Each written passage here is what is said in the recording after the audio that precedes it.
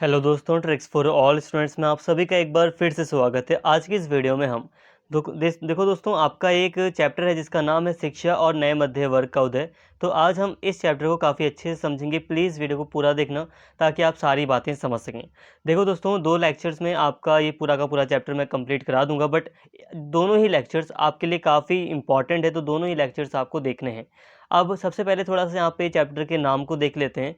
देखो, यहाँ पे बात की गई है शिक्षा की। इसका मतलब ये है सिंपल सा कि जब भारत ब्रिटिश का उपनिवेश रहा था, मतलब जब भारत ब्रिटिशर्स का गुलाम रहा था, तो उस टाइम पर भारत में किस तरह से शिक्षा का प्रसार हुआ, ईस्ट इंडिया कंपनी के टाइम पर किस तरह से शिक्षा का प्रसार हुआ, फिर ईस्ट इंडिया जो कंपनी थी उसके बाद जो ब्रिटेन का सम्राट होता है वो भारत का शासन अपने हाथों में ले लेता है, फिर उसके बाद अलग अलग नीतियाँ लागू की जाती हैं। तो इस टाइम पीरियड के दौरान शिक्षा का किस तरह से भारत में प्रसार हुआ, इसके बारे में हमें समझना है, क्या नीतियाँ वगैरह रही थी। इन सभी चीज़ों को हम देखेंगे, ठीक है। अब यहाँ पे आपको आपके चैप्टर में यहाँ पे दिया गया है नए मध्य वर्ग का उदय। देखो दोस्तों, एक्चुअल में वास्तव में आपको इसके बारे में कुछ पढ़ना ही नहीं है। यहाँ पे ये जो शब्द है नए मध्य वर्ग का उदय, ये इस कॉन्टेक्स्ट में दिया है कि देखो, जब शिक्षा का प्रसार हुआ तो उससे क्या हुआ, नए मध्य वर्ग का उदय हुआ। ये आपको बस हल्का सा समझना है, इसे डिटेल में आपको मध्य वर्ग के ऊपर कुछ डिटेल में आपको नहीं पढ़ना है। इसे मैं आपको समझा भी दूंगा और अभी थोड़ा सा बता देता हूँ। नए मध्य वर्ग का उदय का मतलब है कि जब ब्रिटेन ने अपनी जो ब्रिटेन वासी थे, जब उन्होंने यूरोपीय शिक्षा को भारत में लागू किया, अंग्रेजी को शिक्षा का माध्यम बनाया, तो उससे क्या हुआ, अब ऐसे यूनिवर्सिटीज़ खोले गए, स्कूल खोले गए, तो इससे क्या हुआ, नए-नए मध्य वर्ग सामने आए। जैसे कि अध्यापकों का वर्ग, जो पहले कोई टीचर्स का कोई वर्ग नहीं था, कोई क्लास नहीं थी, लेकिन अब टीचर्स का अपना एक समूह सामने आ गया, वकीलों का अपना एक समूह सामने आ गया। तो टीचर हो गए, वकील हो गए, दूसरे जो लोग थे जो इस शिक्षा से मतलब सामने आ रहे थे, तो ये है नए मध्य वर्ग का उदय, यही था इसका अर्थ। कोई नहीं, हमें मेनली जो बात करनी है वो बात करनी है कि किस तरह से भारत में औपनिवेशिक टाइम पर शिक्षा का, एजुकेशन का प्रसार हुआ। तो चलिए अब हम यहाँ पर पूरी तरह इसको डिटेल में कवर करते हैं। तो सबसे पहले हम बात करते हैं भारत में शिक्षा संस्थानों की स्थापना के उद्देश्य। सबसे पहले हम बात कर रहे हैं कि अब क्योंकि शिक्षा संस्थानों की, यानी कि जो एजुकेशनल इंस्टीट्यूट्स हैं, उनकी स्थापना की गई थी। यानी कि एजुकेशनल इंस्टीट्यूट का मतलब क्या होता है, स्कूल, कॉलेज, यूनिवर्सिटी, ठीक है। तो ये जो य- शिक्षा संस्थानों की स्थापना है, इसके पीछे क्या उद्देश्य था अंग्रेजों का, तो इसे हम समझते हैं। ईस्ट इंडिया कंपनी को निम्न पदों पर खड़े करने के लिए भारतीय लोगों की आवश्यकता होती है, यानी कि थी, लेकिन इसके लिए उनकी भाषा और व्यवस्था में उचित ब्रिटिश प्रशिक्षण की आवश्यकता थी। देखिए दोस्तों, पहला उद्देश्य ये था भारत में शिक्षा संस्थानों की स्थापना का कि जो ईस्ट इंडिया कंपनी थी उसे निम्न कार्यों, जो निम्न पद थे, जो निम्न पोस्ट पर कार्य करने के लिए जो मतलब पोस्ट खाली थी, उस पर भारतीय लोगों की आवश्यकता थी। अब भारतीय लोग तभी अच्छे से अंग्रेजों के लिए काम कर पाएंगे जब उनको अच्छी ट्रेनिंग दी जाएगी। मतलब कुल मिलाकर है, जब उन्हें एक अच्छी एजुकेशन दी जाए, एजुकेशन में मतलब उन्हें इंग्लिश भाषा सिखाई जाए और प्रशासन के बारे में थोड़ी चीज़ें उन्हें सिखाई जाएँ। तो इसके लिए आवश्यक हो गया कि स्कूलों की स्थापना या शिक्षा संस्थानों की स्थापना की जाए। तो पहला आपको कारण पता चल गया। जो निम्न पद थे, जो देखो, बड़ी-बड़ी जो पोस्ट थी उसके ऊपर अंग्रेज खुद को रखते थे, लेकिन जो जो निम्न कार्य थे, अब अंग्रेज अपने आप को काफ़ी श्रेष्ठ समझते थे और अंग्रेज़ों की संख्या भी इतनी अधिक नहीं थी कि वो निम्न कार्यों को भी करने के लिए दूसरे अंग्रेज़ों की नियुक्त करें, मतलब इंग्लैंड से अंग्रेज़ों को बुलवाएँ। और ऊपर से जो अंग्रेज़ अधिकारी अगर निम्न कार्य भी करेगा तो वो ज़्यादा पैसा लेगा, ज़्यादा वेतन करेगा, मतलब वेतन माँगेगा। तो इसलिए निम्न पदों पर कार्य करने के लिए, जो छोटे पद थे, उन पर कार्य करने के लिए भारतीय लोगों की आवश्यकता महसूस की गई ईस्ट इंडिया कंपनी के द्वारा, और उनको ट्रेनिंग देने के लिए, उनको अपनी भाषा में अच्छा करने के लिए स्कूल वगैरह की स्थापना की गई। तो पहला उद्देश्य ये था। इसके अलावा ईसाई मिशनरी, 1813 के चार्टर एक्ट के माध्यम से अंग्रेजों ने भारतीयों में सीखने को प्रोत्साहित करने और देश में आधुनिक विज्ञान के ज्ञान को बढ़ावा देने के सिद्धांत को शामिल किया। इन मिशनरियों का सूक्ष्म लक्ष्य ब्रिटिश शासन के तहत ईसाई धर्म का प्रसार करना था। दोस्तों, यहाँ पर आप एक चीज़ ध्यान देना कि अगर आपसे मतलब आप अगर एक अंदाज़ा लगाएं कि भारत में ब्रिटिश या ईस्ट इंडिया कंपनी, सबसे पहले तो ईस्ट इंडिया कंपनी का शासन कब शुरू हुआ, तो भारत में ईस्ट इंडिया कंपनी का जो शासन है वैसे तो नॉर्मली 1757 मान लिया जाता है और कभी कभी से 1764 भी हम मानते हैं। तो आप दोनों में से कोई सी भी चीज़ मान सकते हैं। तो लगभग आप एक अंदाज़ा लेने के लिए ये मानकर चलिए कि 1757 से ब्रिटिश ईस्ट इंडिया कंपनी का शासन भारत में शुरू हो जाता है। बंगाल से ये शुरुआत होती है और फिर ये पूरे देश में फैलता है। तो ये अंदाज़ा देने के लिए आपको बताया गया कि आखिर ईस्ट इंडिया कंपनी का शासन भारत में 1757 से शुरू हो जाता है, लेकिन उसके कई वर्षों बाद अब कई सारे अधिनियम पारित होते हैं जिसमें शिक्षा को बढ़ावा दिया जाता है। अब अगर हम बात करें दूसरे उद्देश्य की, तो दूसरा उद्देश्य है ईसाई मिशनरियाँ। अब 1813 का एक चार्टर अधिनियम पास किया ब्रिटेन की संसद ने।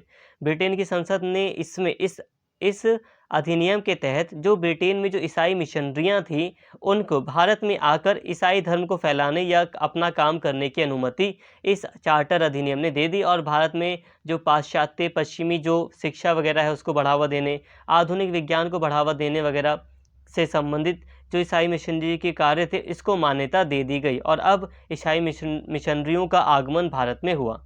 तो इसको भारत में एक आधुनिक ज्ञान को बढ़ाने के नज़र से देखा गया कि 1813 के चार्टर अधिनियम ने भारत में जो अंग्रेजी शिक्षा थी और जो आधुनिक ज्ञान था, इसको बढ़ावा देने के लिए कुछ नियम वगैरह बनाए। लेकिन इसका जो सूक्ष्म उद्देश्य था वो ये था कि ब्रिटिश शासन के तहत ईसाई धर्म का प्रसार करना, कि अधिक से अधिक ईसाई धर्म का प्रसार किया जा सके भारत में। तो ये भी एक उद्देश्य था, अभी समझेंगे।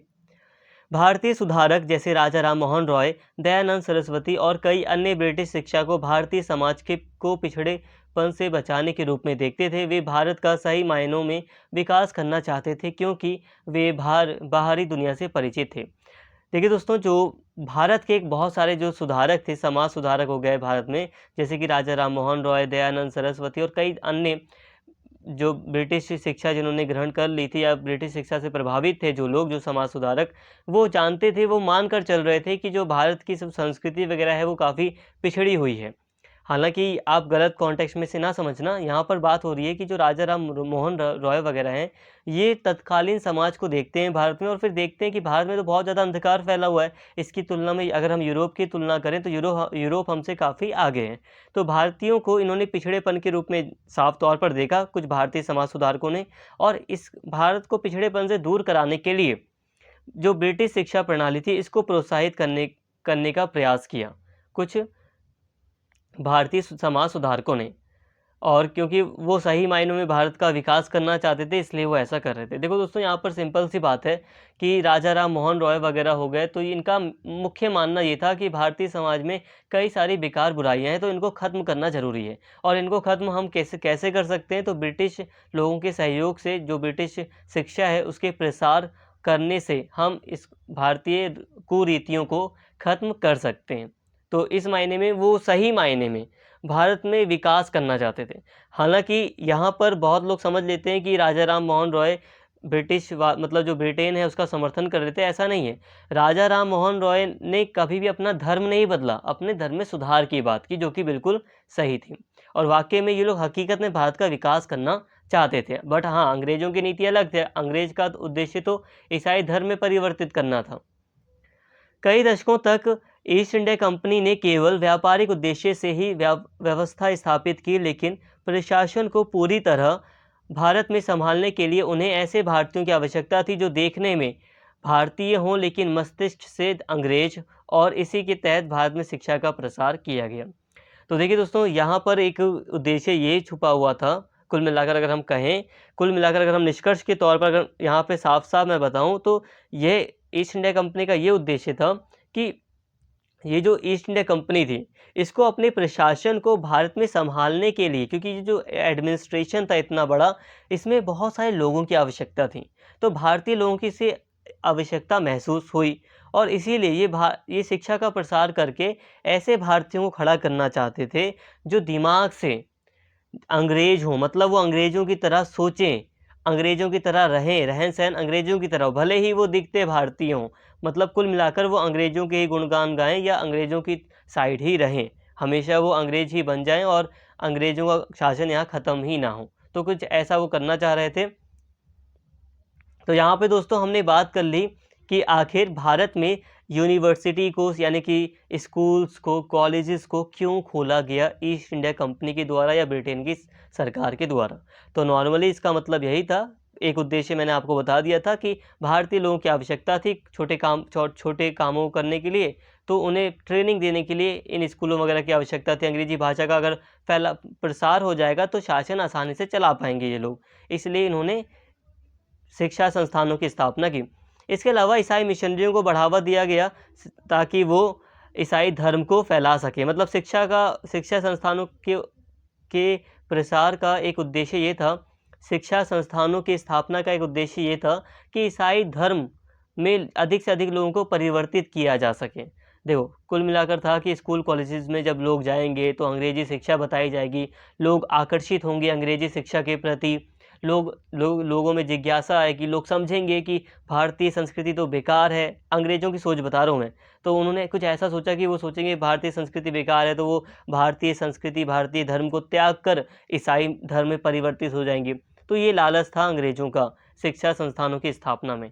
ये भी बिल्कुल सही है। इसके अलावा हाँ, शिक्षा संस्थानों की स्थापना कई सारे व्यक्तिगत जो हमारे समाज सुधारक थे उनके द्वारा भी की गई थी, बट हाँ, उनका मेन उद्देश्य था कि भारत का विकास किया जाए। हाँ, ये बात बिल्कुल सही है कि उन्होंने ब्रिटिश शिक्षा को ही बढ़ावा देने का प्रयास किया, क्योंकि वो ब्रिटिश शिक्षा को मानते थे कि हाँ, ब्रिटिश शिक्षा अपने आप में काफ़ी आगे है, भारत से जो ब्रिटिश ज्ञान है वो काफ़ी आगे है, ये मान रहे थे वो।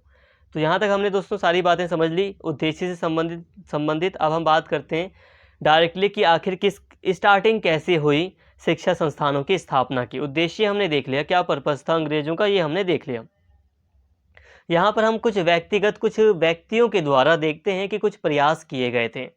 कंपनी के नियम के तहत, जो ईस्ट इंडिया कंपनी थी उसके नियम के तहत 3 व्यक्तियों द्वारा मुख्य रूप से इस दिशा में पहला कदम उठाया गया। कंपनी, देखो दोस्तों, अब कंपनी के तहत कुछ व्यक्ति थे, उन्होंने पर्सनली कुछ कदम उठाए शिक्षा के प्रसार में। तो स्टार्टिंग में बता रहा हूँ, governor general Warren Hasting, Bengal का पहला गवर्नर जनरल वॉरेन हेस्टिंग था। तो यहाँ से आप मान लीजिए कि जहाँ से लगभग स्टार्टिंग हो रही है एक सुदृढ़ शासन की, एक अच्छे शासन, मतलब अच्छा नहीं कहूँगा, ईस्ट इंडिया कंपनी का शासन कब मजबूत हुआ, जब पहला 1773 का रेगुलेटिंग एक्ट सामने आया, तो मान्यता वगैरह मिल गई थी इसके तहत ईस्ट इंडिया कंपनी के शासन को भारत में, और गवर्नर जनरल का पद बनाया गया बंगाल के लिए। तो पहला गवर्नर जनरल था बंगाल का वॉरेन हेस्टिंग, और इसी के द्वारा पहला प्रयास किया गया।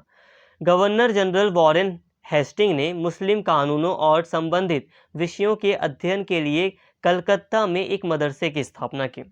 यहाँ पे हम कंपनी के कॉन्टेक्स्ट में बात कर रहे हैं, सिर्फ कंपनी के जो मुख्य अधिकारी थे, जो व्यक्ति थे, उन्होंने क्या क्या काम किए, स्टार्टिंग कैसे की उन्होंने। तो वॉरेन हेस्टिंग का नाम पहले आ रहा है। तो गवर्नर जनरल जो वॉरेन हेस्टिंग थे, उन्होंने मुस्लिम कानूनों को समझने के लिए, लोगों को समझाने के लिए और संबंधित विषयों के अध्ययन के लिए कलकत्ता में, आज के मतलब कोलकाता में, एक मदरसे की स्थापना की थी। जोनाथन डंकन, उन्होंने हिंदू कानूनों और दर्शन के अध्ययन के लिए 1791 में बनारस में एक संस्कृत कॉलेज की स्थापना की। ठीक है, ज़्यादा समझना नहीं है इसे। वर्ष 1800 में लॉर्ड वेलेस्ली ने कंपनी के असैनिक अधिकारियों की शिक्षा के लिए फोर्ट विलियम कॉलेज की स्थापना की। इस कॉलेज में अधिकारियों को विभिन्न भारतीय भाषाओं और भारतीय रीति रिवाजों की शिक्षा भी दी जाती थी, किंतु 1802 में डायरेक्टरों के आदेश पर, जो बोर्ड ऑफ डायरेक्टर्स थे, उनके आदेश पर यह कॉलेज बंद कर दिया गया। तो ये सिंपल बात थी, आपको ज़्यादा समझना नहीं कि इनके द्वारा फोर्ट विलियम कॉलेज की स्थापना की गई थी। सिंपल सी बातें हैं, ज़्यादा यहाँ पर आपको डीपली समझना नहीं है। आपने बस नाम याद करने हैं आपको, ये नाम है व्यक्तियों के, आप ये नाम याद कीजिए और उन्होंने क्या किया, इसे थोड़ा याद कीजिए, समझ में आ जाएगा।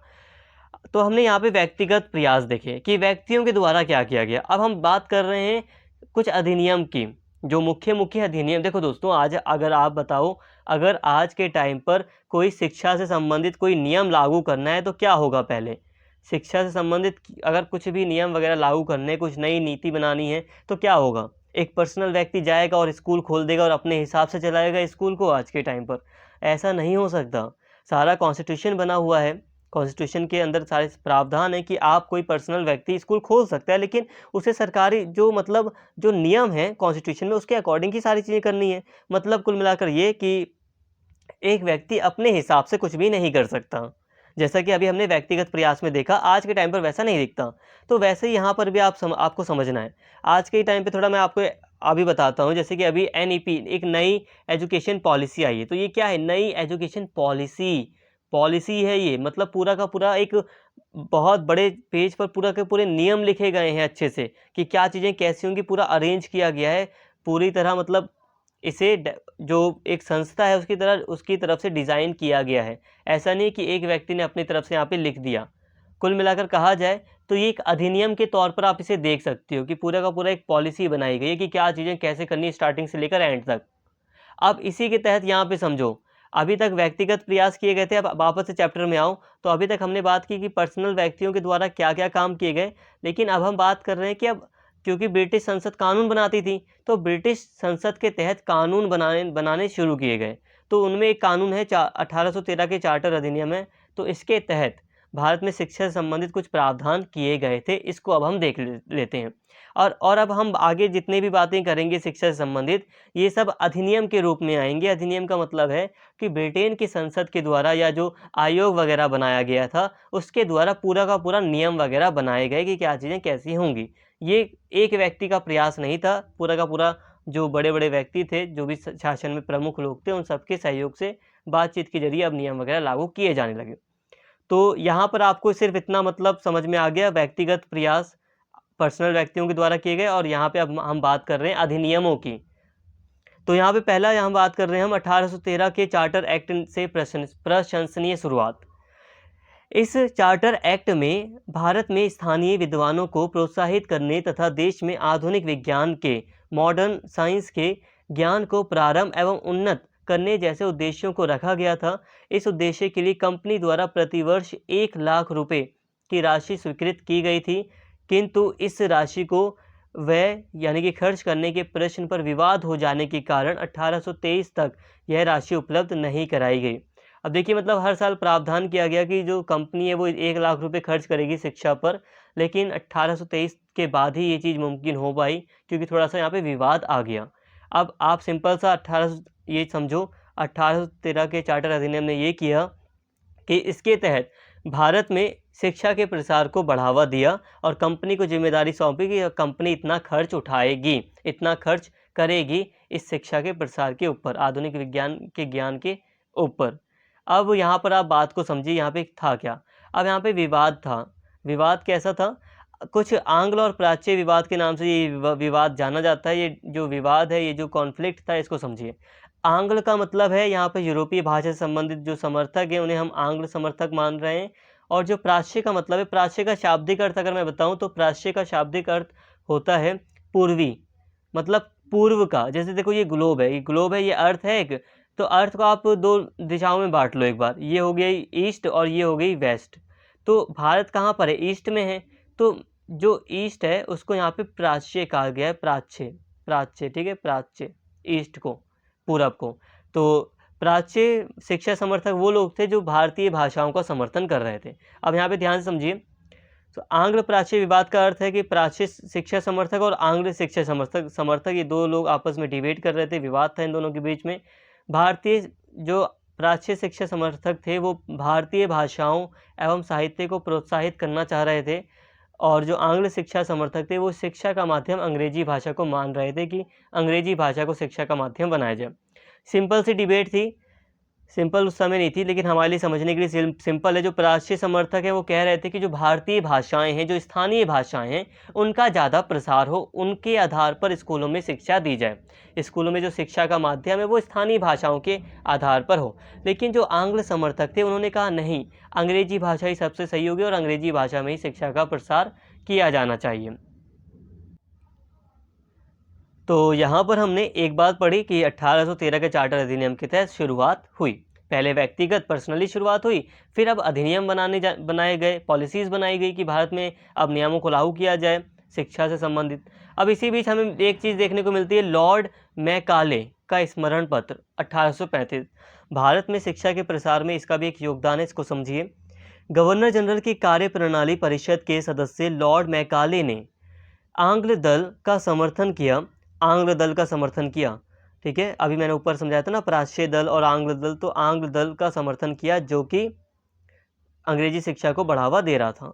2 फरवरी 1835 को अपने महत्वपूर्ण स्मरण पत्र में उसने लिखा कि मैकाले ने लिखा कि सरकार के सीमित संसाधनों के मद्देनज़र पाश्चात्य यानी कि यूरोपीय शिक्षा एवं साहित्य की शिक्षा के लिए माध्यम के रूप में अंग्रेजी भाषा ही सर्वोत्तम है।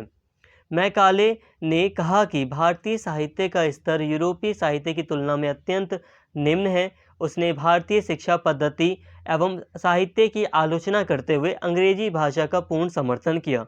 मैकाले के इन सुझावों के पश्चात सरकार ने शीघ्र ही स्कूलों एवं कॉलेजों में शिक्षा का माध्यम अंग्रेजी बना दिया और बड़े पैमाने पर अंग्रेजी माध्यम से शिक्षा देने वाले स्कूलों एवं कॉलेजों की स्थापना की गई। दोस्तों, यहाँ पर एक चीज़ मैं कहूँगा कि पढ़ाते समय मैं कई बार हो सकता है कि यहाँ पर मैं भारतीय इतिहास या भारतीय संस्कृति की थोड़ी सी बुराई कर देता हूँ, जो कि गलत होगा।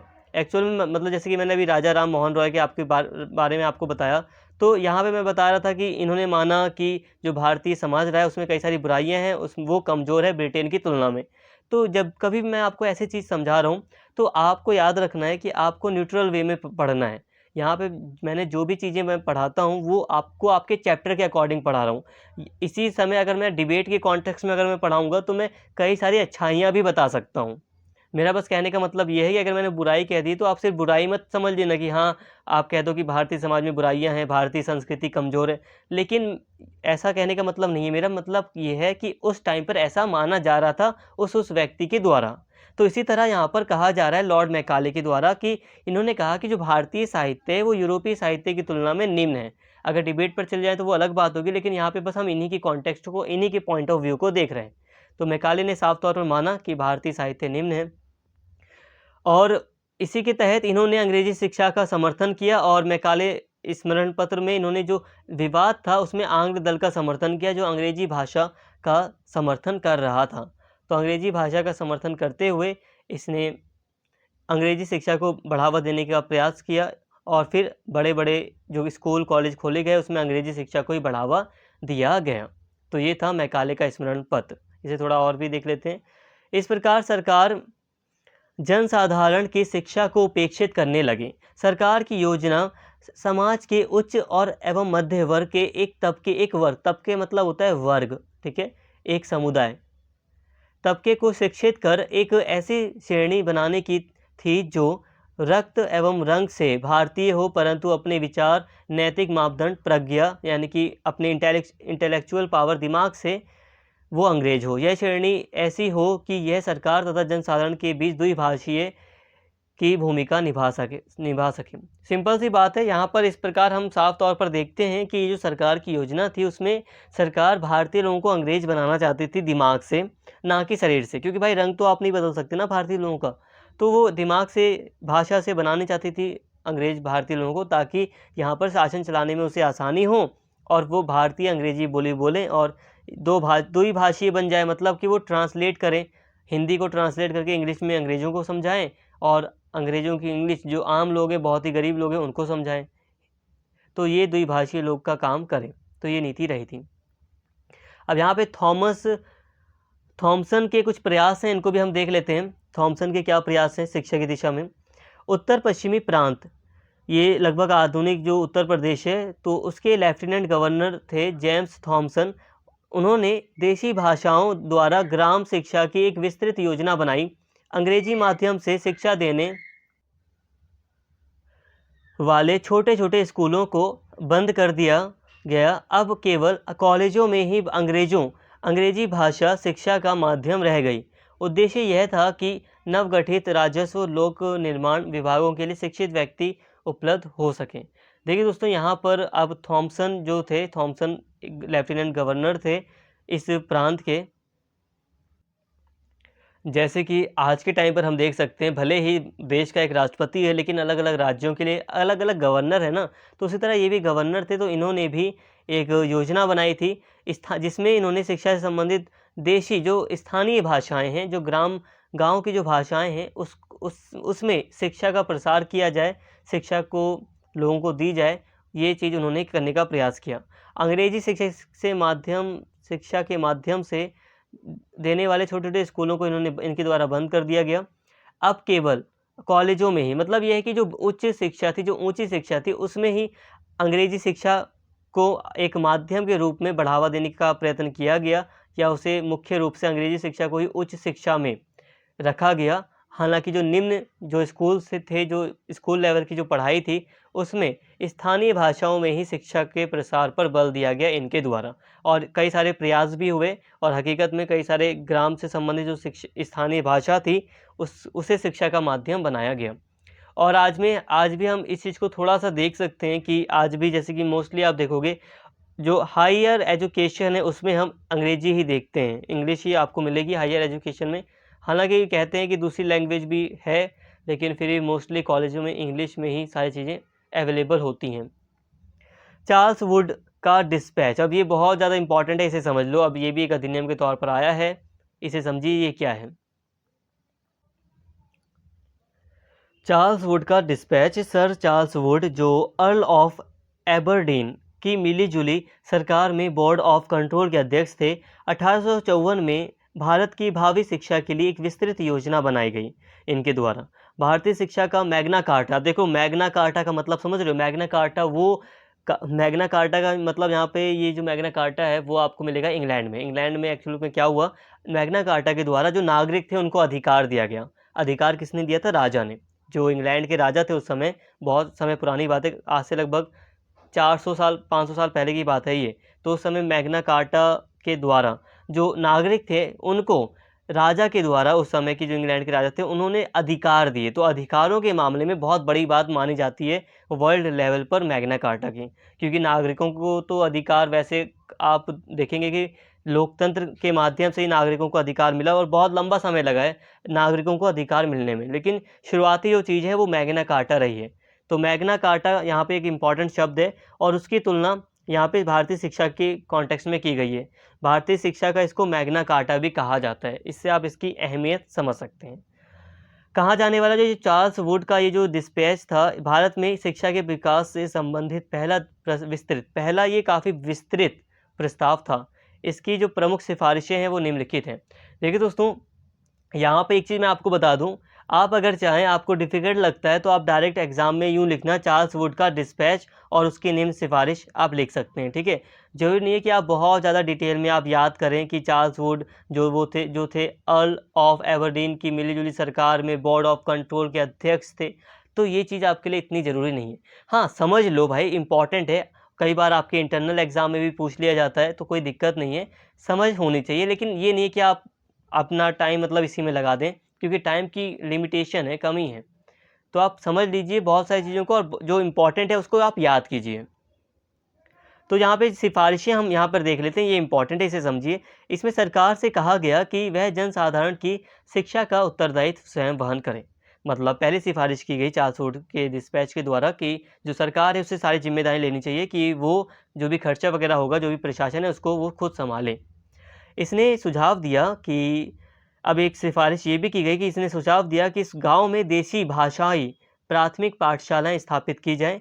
उनसे ऊपर जिला स्तर पर आंग्ल देशी भाषाएँ, भाषाई हाई स्कूल यानी कि 10वीं तक के स्कूल, तथा लंदन विश्वविद्यालय की तर्ज पर तीनों प्रेसिडेंसी शहरों बम्बई, कलकत्ता और मद्रास, उस समय के सबसे महत्वपूर्ण शहर थे, दिल्ली से भी महत्वपूर्ण, बम्बई, कलकत्ता और मद्रास में विश्वविद्यालय स्थापित किए जाएँ। इन विश्वविद्यालयों में एक कुलपति को आप चांसलर भी कह सकते हैं, महत्वपूर्ण एक पूरा विश्वविद्यालय, पूरी यूनिवर्सिटी का जो सबसे बड़ा व्यक्ति है उसको कुलपति कहा जाता है। एक सीनेट और उसके अधि सदस्य होंगे। इन सभी की नियुक्ति सरकार द्वारा की जाएगी। ये विश्वविद्यालय परीक्षाएँ आयोजित करेंगे तथा उपाधियाँ यानी कि डिग्री देंगे।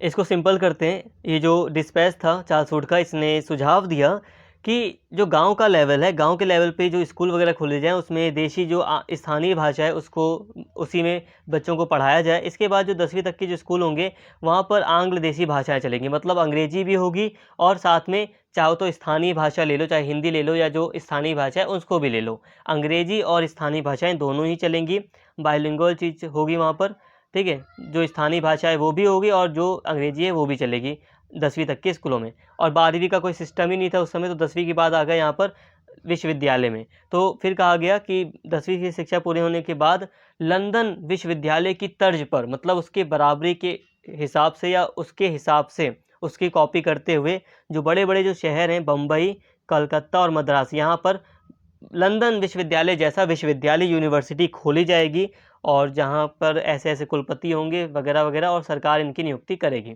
ठीक है।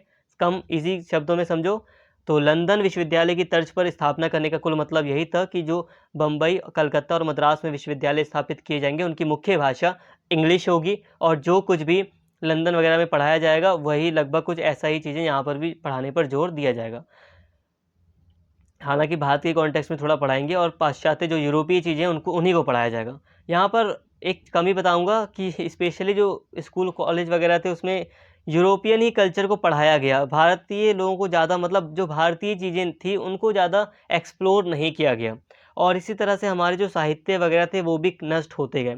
हालांकि नष्ट वो बहुत पहले ही हो चुके थे, लेकिन क्योंकि आप अगर हम लोग कभी डिबेट करते हैं तो आप पाओगे कि भारतीय जो भी संस्कृति रही है उसमें जो भी किताबें हैं, जो साहित्य वगैरह हैं, आप नालंदा विश्वविद्यालय के बारे में जानते हैं तो ये सब चीज़ें आम चीज़ें नहीं थी, बहुत अच्छी थी। बहुत कुछ लिखा है हमारे ग्रंथों में, लेकिन कभी इसको एक्सप्लोर ही नहीं किया जा सका क्योंकि अंग्रेजी शिक्षा का माध्यम है और आज भी हम सब अंग्रेजी के पीछे भागते हैं। और कौन संस्कृत के ग्रंथों को देख रहा है, क्योंकि भाई जो ग्रंथ है हमारे वो तो संस्कृत में लिखे हैं, कौन उन्हें पढ़ रहा है। और ब्रिटिश शासन के काल में पूरी तरह शिक्षा को अंग्रेजी में ही कन्वर्ट करने का प्रयास किया गया और यूरोपीय चीज़ें अधिक से अधिक पढ़ाई गई, तो इसीलिए हमें वो ज़्यादा रियलिस्टिक लगती हैं। तो यहाँ पे भारतीय जो हम संस्कृति को कमज़ोर समझ लेते हैं या साहित्य को कमज़ोर मानते हैं, तो उसका भी यही कारण है कि जो शिक्षा नीति रही है उसमें हमने यूरोपीय कॉन्टेक्स्ट में ज़्यादा चीज़ें पढ़ी हैं। आप देखोगे कि जो मतलब पाश्चात्य राजनीतिक विचारक के जो भी मतलब टीचर हैं वो आपको ऐसे पढ़ाएंगे कि आपको लगेगा कि भाई यूरोप ही सब कुछ है, यूरोप में ही जो हुआ सब कुछ यूरोप में ही हुआ। कोई नहीं, अब आगे बढ़ते हैं, तो वो चीज़ें अलग हैं, कभी बात करेंगे अलग से जब आपको पढ़ाया जाएगा कुछ दूसरा टॉपिक। अब हम आगे इसकी सिफारिशों को देखें तो इसने उच्च शिक्षा का माध्यम अंग्रेजी तथा स्कूल स्तर की शिक्षा का माध्यम देसी भाषाओं को बनाए जाने का सुझाव दिया। इसने स्त्री शिक्षा तथा व्यावसायिक शिक्षा की आवश्यकता पर बल दिया और तकनीकी विद्यालयों एवं अध्यापक प्रशिक्षण संस्थानों की स्थापना की सिफारिश की। तो फ्रेंड्स, इसने ये जो चार्ल्स वुड का ये जो डिस्पैच था इसने सिफारिश की थी कि जो ऊंची जो शिक्षा है उसमें अंग्रेजी भाषा ही मुख्य रूप से पढ़ाई जाए और हाँ, जो स्कूल वगैरह लेवल की जो शिक्षा है उसमें स्थानीय भाषाओं को बढ़ावा, मतलब स्थानीय भाषाओं में शिक्षा दी जाए, एजुकेशन दी जाए, ये इसने सिफारिश की। इसके अलावा इसने स्त्री शिक्षा के लिए काफ़ी प्रयास किए और जो बिजनेस से रिलेटेड जो शिक्षा होती है, व्यावसायिक शिक्षा, जो लोगों को रोजगार दे सके, ठीक है, जो लोगों को व्यवसाय से संबंधित जानकारी दे सके, तो इसकी आवश्यकता पर भी बल दिया और कुछ तकनीकी स्कूल खोलने, जो तकनीक सिखाएं बच्चों को, कुछ इंजीनियरिंग स्कूल खोलने के लिए भी इसने मतलब सिफारिशें की। और अध्यापक जो टीचर थे, जो प्रोफेसर्स थे, उनको ट्रेनिंग देने के लिए भी, उनको प्रशिक्षण देने के लिए भी कुछ इसने सिफारिशें की। इसके साथ ही इस क्षेत्र में निजी प्रयत्नों को प्रोत्साहित करने के लिए अनुदान सहायता की पद्धति चलाने की सिफारिश की इसने। मतलब अगर कोई व्यक्ति पर्सनली सरकार को लोन, मतलब सरकार को कुछ अनुदान दे रहा है, कुछ चीज़ें मतलब है, सरकार की हेल्प कर रहा है कि इस एजुकेशन में मैं इतना दान देना चाहता हूँ, तो यहाँ पर उसकी अनुमति दे दी गई। चाहे सरकार को चाहे कुछ भी हो, तो शिक्षा के क्षेत्र में जो व्यक्ति थे उनको भी योगदान या अनुदान, पैसे संबंधित मदद करने की आज्ञा मिल गई कि वो पैसे से संबंधित मदद सरकार की कर सकते हैं। कंपनी के पाँचों प्रांतों में एक एक निर्देशक डायरेक्टर के अधीन लोक शिक्षा विभाग, डिपार्टमेंट ऑफ पब्लिक इंस्ट्रक्शन की स्थापना की गई। इस डिपार्टमेंट का, इस विभाग का कार्य था शिक्षा की उन्नति एवं उसके प्रचार प्रसार की समीक्षा करना तथा सरकार के को प्रतिवर्ष संबंध में रिपोर्ट भेजना। अब एक डिपार्टमेंट की भी स्थापना की गई जिसका नाम था डिपार्टमेंट ऑफ पब्लिक इंस्ट्रक्शन, लोक शिक्षा विभाग। इसका काम यही था कि जो शिक्षा नीति है उसको किस तरह से लागू किया गया है, शिक्षा का प्रसार फैलाव किस तरह से हो रहा है, उन्नति कैसी हो रही है, तो उसी हिसाब से सारी चीज़ें देखते हुए हकीकत क्या है, ज़मीनी स्तर पर शिक्षा किस तरह से फैल रही है, इसको रिव्यू करके सरकार को एक रिपोर्ट हर साल भेजनी थी। इसने इस बात पर बल दिया कि सरकारी शिक्षण संस्थानों में जो सरकारी इंस्टीट्यूट्स एजुकेशनल इंस्टीट्यूट्स हैं उसमें दी जाने वाली शिक्षा धर्मनिरपेक्ष हो, यानी कि किसी धर्म विशेष से संबंधित ना जुड़ी हो। ऐसा ना हो कि सिर्फ ईसाई धर्म से ही बात की जाए, मतलब ये एक सेकुलरिज्म होना चाहिए कि सभी धर्मों की बात भी हो सकती है। मोस्टली धर्म को दूर रखने की बात की गई। देखो, सेकुलरिज्म का दो मतलब हो जाता है। भारत के कॉन्टेक्स्ट में सेकुलरिज्म का मतलब है कि सभी धर्म को साथ लेकर चलो, और यूरोप के अंडर में अगर हम बात करें तो सेकुलरिज्म का मतलब है कि किसी भी धर्म को साथ लेकर मत चलो। यूएसए का सेकुलरिज्म कहता है कि कोई भी धर्म बीच में नहीं आएगा, चाहे ईसाई धर्म क्यों ना हो। लेकिन भारत के कॉन्टेक्स्ट में ऐसा नहीं। भारत की हिस्ट्री अलग रही है। धर्म के बिना तो भारतीय राजनीति चलती ही नहीं थी भारत के इतिहास में, और धर्म एक कर्तव्य के रूप में माना गया है। तो भारत में सभी धर्म को मान्यता दी गई, सभी धर्म का सहयोग सरकार ले सकती है। तो यहाँ पे ये चीज़ें हैं। तो सेकुलरिज्म को बढ़ावा देने की इसने बात की। इसने इस बात की घोषणा भी की कि सरकार की शिक्षा नीति का उद्देश्य पाश्चात्य शिक्षा का प्रसार होगा। अब यहाँ पर ये जो चार्ल्स वुड का डिस्पैच था, इसने सिफारिश की, इसने इस बात की घोषणा भी की कि जो भी शिक्षा नीति बनाई गई है या जो भी शिक्षा फैलाई जाएगी विश्वविद्यालयों के द्वारा स्कूलों के द्वारा, उसमें पाश्चात्य शिक्षा का प्रसार होगा। मतलब यूरोपीय जो एजुकेशन है, यूरोपीय जो साहित्य है वो पढ़ाए जाएंगे। और मैंने आपको स्टार्टिंग में बताया भी, अभी थोड़ी देर पहले ही मैंने आपको बताया कि एजुकेशन में यूरोपीय चीज़ें ज़्यादा पढ़ाई गई। 1857 में कलकत्ता, बम्बई और मद्रास में विश्वविद्यालय खोले गए तथा बाद में सभी प्रांतों मतलब उस समय जो राज्य थे वो, उसमें शिक्षा विभाग का गठन भी कर दिया गया।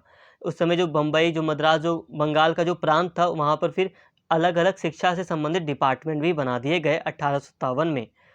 1840 से 1858 के मध्य स्त्री शिक्षा के क्षेत्र में, महिलाओं की शिक्षा के क्षेत्र में किए गए प्रयासों को सार्थक परिणति यानी कि परिणाम निकले उसके तब मिली जब जेईडी बैथुन द्वारा 1849 में कलकत्ता में बैथुन स्कूल की स्थापना की गई। बैथुन शिक्षा परिषद के अध्यक्ष थे। मुख्यतः बैथुन के प्रयत्नों द्वारा ही कुछ महिला पाठशालाओं की स्थापना की गई और इन्हें सरकार की अनुदान एवं निरीक्षण पद्धति के अधीन लाया गया। मतलब अब ये जो यहाँ पे जो हम बात कर रहे थे चार्ल्स वुड का डिस्पैच, अगर हम इसके प्रभाव के तौर पर देखें, इसका क्या असर निकला, तो इसके बाद हम देखते हैं कि 1857 के में कलकत्ता, मद्रास वगैरह में यहाँ पर शिक्षा विभागों की स्थापना की गई, डिपार्टमेंट की स्थापना की गई जो शिक्षा से संबंधित अलग अलग प्रांतों में देखरेख करेंगे, नियम वगैरह बनाएंगे, जो भी चीज़ें हैं। तो डिपार्टमेंट की स्थापना की गई और यहाँ पर स्तरीय शिक्षा को भी बढ़ावा देने के जो प्रयास थे वो सफल होते दिखाई दिए, थोड़े से, पूरी तरह नहीं, लेकिन स्त्री शिक्षा से संबंधित कुछ प्रयास भी हमें यहाँ पर दिखाई देते हैं। जैसे कि जेईडी बैथुन के द्वारा 1849 में कलकत्ता में बैथुन स्कूल की स्थापना की गई जिसमें स्त्रियों को शिक्षा देने की बात की गई थी। तो इससे कुछ महिलाओं के लिए पाठशाला की स्थापना की गई बैथुन के प्रयासों के द्वारा, और कुछ इन्हें सरकार के द्वारा यानी कि अनुदान यानी कि पैसा भी मिला और कुछ नियम वगैरह भी इनको मानने पड़े सरकार के। इसी काल में पूसा, जो कि बिहार में है, कृषि संस्थान तथा रुड़की में अभियांत्रिकी संस्थान इंजीनियरिंग इंस्टीट्यूट की स्थापना की गई। रुड़की मुझे एग्जैक्ट याद नहीं आ रहा, बट हाँ उत्तराखंड में है, मुझे एग्जैक्ट अभी याद नहीं आ रहा। उत्तराखंड में मैं मान के चलूँ, उत्तराखंड में ही है जहाँ तक मुझे याद है। तो रुड़की में एक इंजीनियरिंग इंस्टीट्यूट की भी स्थापना की गई थी इसी काल में। तो ये प्रभाव के तौर पर थोड़ा सा देख रहे हैं कि चार्ल्स वुड्स के क्या प्रभाव हुए इनके जो भी इन्होंने सिफारिशें की थी उसकी। अब ये इन्होंने पर्सनली सिफारिश नहीं की थी, पूरा डिपार्टमेंट था इनका, जो भी था इनके साथ लोग थे, उन सब ने सिफारिश की थी, जिसे हम चार्ल्स वुड डिस्पैच के नाम से जानते हैं। चार्ल्स वुड द्वारा अनुमोदित विधियां एवं आदर्श लगभग 50 वर्षों तक प्रभावी रहे। इसी काल में भारतीय शिक्षा का तीव्र गति से पाश्चात्यकरण हुआ तथा अनेक शिक्षण संस्थाएं स्थापित की गई। इस काल में शिक्षण संस्थानों में प्रधानाध्यापक एवं आचार्य मुख्यतः देखिए दोस्तों, ये जो चार्ल्स वुड की ये जो सिफारिशें वगैरह थी, ये जो इन्होंने नियम वगैरह बनाए थे, विधियाँ बनाई थी, ये लगभग आगे के 50 सालों तक प्रभावी रहे थे। और फिर इसी के चलते ये भी देखा गया कि भारतीय जो शिक्षा थी उसका पाश्चात्यकरण यानी कि यूरोपीयकरण किया गया, कि शिक्षा में यूरोपीय विचारों को बहुत ज़्यादा शामिल किया गया इसी दौरान। इस काल में जो शिक्षण संस्थान थे, जो इंस्टीट्यूट्स थे, एजुकेशनल जो स्कूल वगैरह थे, वहाँ पर जो प्रिंसिपल थे, जो आचार्य थे, वो मुख्यतः यूरोपीय ही नियुक्त किए जाते थे। यह हम कंपनी के शासन के दौरान की बात कर रहे हैं। ईसाई मिशनरी संस्थानों ने भी इस दिशा में अपना योगदान दिया, उन्होंने भी शिक्षा को बढ़ावा देने में योगदान दिया, ईसाई मिशनरियों ने। धीरे-धीरे निजी भारतीय प्रयत्न भी इस दिशा में किए जाने लगे, मतलब कि जो राजा राम मोहन रॉय वगैरह के नाम हम सुनते हैं, तो इन्होंने भी कई सारे इंस्टीट्यूट खोले थे एजुकेशन देने के लिए, कई सारी संस्थाएँ स्थापित की। तो बहुत सारे नाम हैं बहुत सारे जो भारतीय लोग हैं, उन्होंने अपने निजी प्रयासों के द्वारा कई सारे शिक्षा की दिशा में स्कूल खोले। जैसे कि हम ज्योतिबा फुले के को देखते हैं कि उन्होंने कई सारी चीज़ें की महिलाओं को शिक्षा देने के लिए, जाति प्रथा का विरोध किया गया। तो हमने बहुत सारे भारतीय विचारकों को देखा। तो यहाँ तक हमने जो भी बातें की दोस्तों, ये जो बातें थी वो थी ईस्ट इंडिया कंपनी के कॉन्टेक्स्ट में। देखिए सिंपल सी मैं आपको बात समझाता हूँ। देखो सिंपल सी बात है कि भारत में जो ब्रिटिश शासन रहा है वो 2 भागों में बँटा है। एक बार भारत में कंपनी का शासन था, ठीक है? कब से कब तक भारत में कंपनी का शासन था? 1757 से मान लो, 1757 से 1858 तक या 57 तक मान लेते हैं। 1858 तक मान लो, ठीक है? तो 1757 से लेकर 1858 तक ये कंपनी का शासन था, ठीक है? और फिर 1858 के बाद जो ब्रिटिश जो सरकार है वो अपने अंडर में ब्रिटिश जो सरकार है वो अपने अंदर में सारी चीज़ें ले लेती है। सिंपल सी बात समझो। 1858 से पहले अगर हम देखते हैं तो भारत में एक ईस्ट इंडिया कंपनी, जो कि इंग्लैंड की एक कंपनी थी बस, उसने भारत पर शासन किया, राज किया। लेकिन जब वो 1857 का विद्रोह होता है, जब वहाँ की सरकार सोचती है अरे हमारी कंपनी तो हार रही है और काफ़ी समय हो गया है भारत में, मतलब काफ़ी स्थिति बिगड़ चुकी है, 1857 का विद्रोह वगैरह हो गया, स्थिति काफ़ी बिगड़ गई। तो वहाँ का जो सरकार थी ब्रिटेन की जो सरकार थी इंग्लैंड की, उसने अब भारत को अपने कैप्चर में ले लिया। उसने कंपनी को साइड कर दिया, कहा अब कंपनी का शासन नहीं रहेगा, कंपनी व्यापार थोड़ा बहुत कर सकती है लेकिन अब कंपनी का कोई अधिकार नहीं है, अब अधिकार हम करेंगे। तो ब्रिटेन की सरकार ने 1858 के बाद से भारत में शासन अपना शुरू किया। तो इसको हम नेक्स्ट वीडियो में समझेंगे, नेक्स्ट लेक्चर में, कि 1858 के बाद किस तरह की शिक्षा नीति भारत में लागू की गई ब्रिटेन की सरकार के द्वारा। यहाँ तक ये जो शिक्षा नीति थी वो ब्रिटेन की सरकार के द्वारा, ब्रिटेन की संसद के द्वारा लागू की गई थी, लेकिन ये अभी इस समय यहाँ पर जो शासन था भारत में वो था कंपनी का। तो यहाँ पर हमने बात कर ली कि कंपनी के दौरान भारत में शिक्षा का किस तरह से प्रसार हुआ। और अब हम नेक्स्ट लेक्चर में बात करेंगे कि ब्रिटेन की गवर्नमेंट के टाइम पर जब वहाँ के सम्राट का शासन भारत पर स्थापित हो गया, तो उस टाइम पीरियड में भारत में शिक्षा का प्रसार किस तरह से हुआ। बाकी यही कहूँगा, दोनों के दोनों लेक्चर जो है वो एक दूसरे से जुड़े हुए हैं। यहाँ पर अगर हम सिंपल सी बात समझें तो शिक्षा के प्रसार का आधा चैप्टर हमने आधा अच्छे से समझ लिया है, आधा और रह गया है, उसको हम नेक्स्ट वीडियो में कवर कर लेंगे और 2 लेक्चर में आपका पूरा चैप्टर ख़त्म हो जाएगा। दोनों एक दूसरे से कनेक्टेड हैं, तो प्लीज़ दोनों वीडियो को आप ज़रूर देख लेना। उम्मीद करता हूँ सारी बातें आपको समझ में आई होंगी। प्लीज़ कमेंट करके अपना फीडबैक ज़रूर दिया करो, और वीडियो अच्छी लगे तो प्लीज़ लाइक किया करो। चैनल को अगर सब्सक्राइब नहीं किया तो सब्सक्राइब कर लो, और अगर आपको वीडियो अच्छी लगे तो प्लीज़ चैनल पे बने रहें और वीडियो को ज़्यादा से ज़्यादा शेयर करें। Thank you.